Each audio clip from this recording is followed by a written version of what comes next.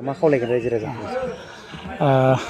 गिबियावनो रादाब बुथुमगिरि बड'लेण्ड रादाब प्राइम 24 आर'नाइ रादाबनिसिम धेमाजि जिल्ला दुलाराय बर' फरायसा आफादनिफ्राय गोजोन हामलायनाय जासिहरबाय।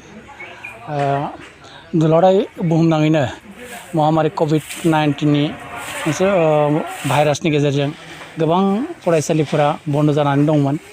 बेनि गेजेरजों आरो दिनै गरम बन्दबो होदोंमोन, बेबो दिनै जोबनानै थांबाय।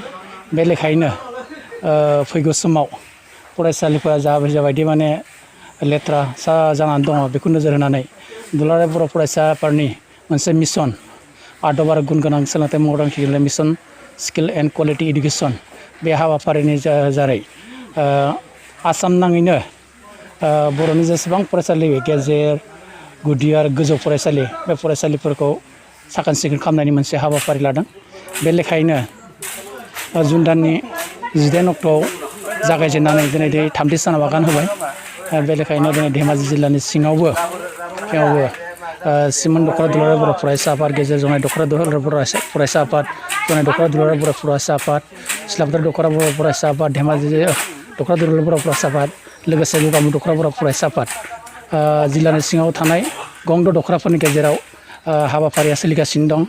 नैबे हाबाफारिनि गेजेरजों जोङो फरायसालि सिबस्रांनाय, फरायसालिनि सिङाव सेनिटाइज खालामनाय, लोगोसे फरायसालिनि साखाथि फाखाथि जायफोर हाग्राफोर दङ बेखौ साब सिखोन खालामनाय, बे हाबाफारिखौ लानाय जादों।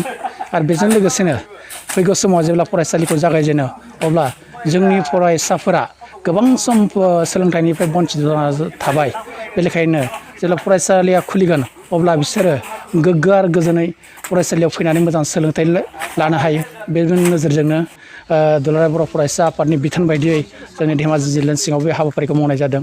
आरो बेजों लोगोसेनो जोङो रायजो राजाखौबो खावलायगोन जाहाथे नैबे कभिड महामारिनिफ्राय जोङो सांग्रां जानानै थायो आरो गभर्नमेन्टनि फोसावनाय जा मोनसे नियम SOP बेखौ मानिना सोलिनांगोन।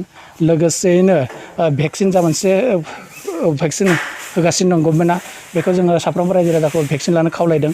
लोगोसेयैनो ससियेल डिस्टेन्स मेनटेन खालामनाय, आखाइ साबोनजों साखोन सिखोन आखाइ सुनाय, बेफोरखौ जों मानिना सोलिनानै जों कभिड-19निफ्राय जोङो रैखा जानांगोन आरो बासिना थानांगोन। बे समाव दिनै जिथु 12 थाखोनि एग्जाम आरो लोगोसे मेट्रिक एग्जाम, बे मोननै एग्जामखौ फावसायनायाव जोंनि बर' लाइमोन फरायसाफोरा गोबां जिथु बिसोरो मेट्रिक जायैनि जाहोनाव सोरबाया दुखु मोनदों, सोरबाया रंजादों।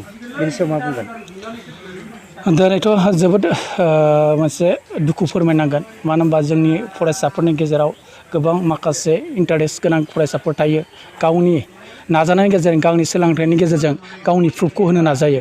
नाथाय दिनै कभिड महामारिनि थाखाय जा मोनसे फाइनाल आनजाद आरो हायार सेकेन्डारि आनजादखौ दिनै फासायनांगौ जाबाय। दिनै टेलेन्टेड गथ'फोरनि थाखाय साननांगौलगिया जादों।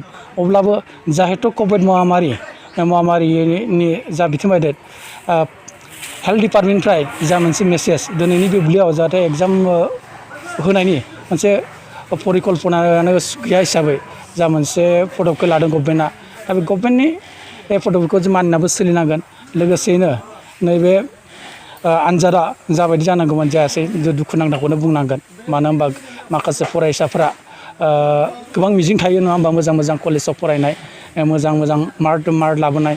दा नैबे बिथिङाव दा गभर्नमेन्टआ मोनसे कमिटि दानो हागोन। बे कमिटिया मोजां सालिजारि खालामनानै टेलेन्टेड गथ'फोरखौ जाहाथे बन्चित जाना थाया, बेयाव मोनसे बाहागो लानो हायो, अल इन्डिया बेसिसाव पार्टिसिपेट खालामनो हायो, बेखौ जोङो धेमाजि जिल्ला दुलाराय बर' फरायसा आफादनिफ्राय लुबैगोन।